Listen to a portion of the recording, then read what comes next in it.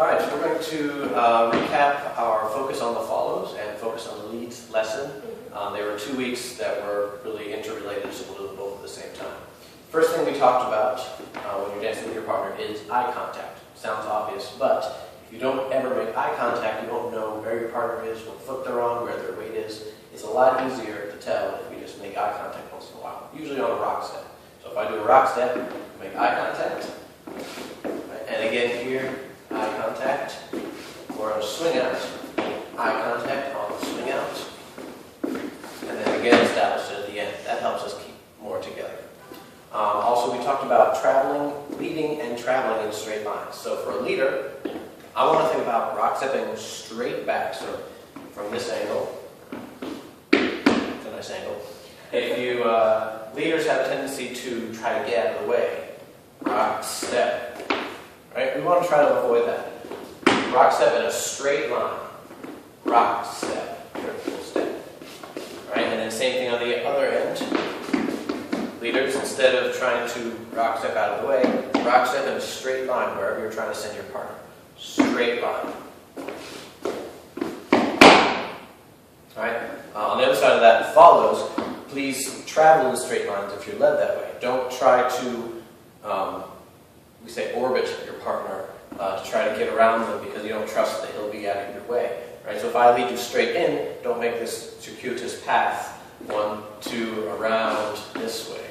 Right? Just come straight in. The reason that works, and we talked about walking down an aisle, like on a bus or a plane or something, if you're walking, right, and you meet someone head on, if you just rotate, you can get by each other without actually having to step to the side to go by each other. So, traveling in straight lines, that's going to help a lot.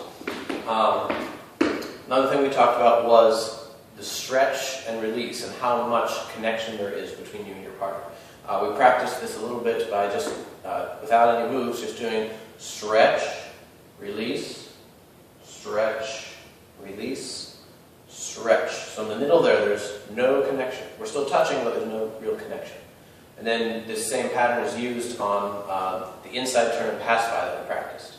Stretch, release, and stretch, release. And it should be a gradual build-up to that stretch and release. It should not be stretch, let go, stretch, let go. It's easy into the 1, 2, 3, 4, 5, 6, 1, 2, 3, 4, 5, 6, 1. We practice the same sort of idea with a swing out, where we stretch on 1, stretch, we come in, and we stretch here in a closed position. Stretch and stretch. Release and stretch. Again, it's a gradual stretch into count 1. So we're going 5, 6, 7, 8, 1, 2, 3, and 4, 5, 6, 7, 8. And we're gradually stretching and releasing. We also, one more thing we talked about was the idea that leaders, our job is to start a move. So we're taking all of this nice stretch that's been built up, and we're going to initiate a move. We're going to lead it. So let's say I want to lead an inside turn from here. After this point, I really have nothing to do. Right? There's no tension there. It's the follower's responsibility to finish a move that I've started.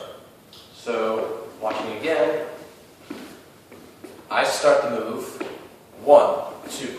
No tension now. The follower finishes the move and reestablishes that connection by continuing to move out to the end of her rope, as we say. And then same thing in a swing out. I'm going to initiate this by leading in, and then my job is over until I catch. Stretch, I'm done, until the catch. Now again, leaders, it's our responsibility to start the next move, which is the redirection. Start it, and then follows, finish it. Alright, so thinking about that kind of duality between starting and finishing is going to help, I think, everyone define their roles in leader follow. I think that's it. Can you think of anything else? All right, so that's our recap of focus on the follows and focus on the leads.